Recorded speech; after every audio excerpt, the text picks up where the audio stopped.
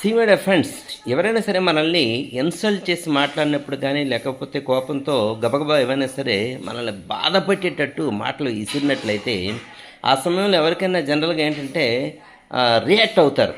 వెంటనే రియాక్ట్ అయ్యి కోపాన్ని తెచ్చుకుంటారు అనమాట. దానివల్ల సమస్యలు ఎక్కువ అవుతాయి.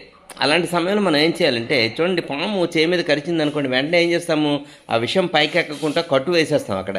అలాగే వీళ్ళు కోపంగా మాట్లాడినప్పుడు, మనం బాధ పెడుతూ మాట్లాడినప్పుడు మనం ఏం చేయాలంటే, ఈ మైండ్, ఈ ఆలోచనకు కొంచెం బ్రేక్ వేయాలి. ఆలోచనని కట్టాలి కొంచెం. మనం కూడా వెంటనే రీప్రొడక్ట్ చేయకూడదు. వెంటనే మాటలు ఇసరకుండా కొంచెం ఆ సమయంలో కొంచెం ఆగిపోయి, కొంచెం ఆలోచించి తగ్గి మనం మాట్లాడినట్లయితే అక్కడతో ఆ సమస్య పరిష్కారం అవుతుంది. మన మనసు కూడా చాలా హాయిగా ఆనందంగా ఉంటుందన్నమాట. వాళ్ళు అంతేలే, వాళ్ళు అలాగే మాట్లాడతారులే అని జస్ట్ సింపుల్గా తీసుకోవటం మొదలు పెట్టండి. ఇంకప్పుడు నెక్స్ట్ వాళ్ళు మాట్లాడడానికి కూడా ట్రై చేయటం మానేస్తారనమాట, అలా కోపంగా బాధ పెట్టేటట్టు. గమనించండి ఫ్రెండ్స్.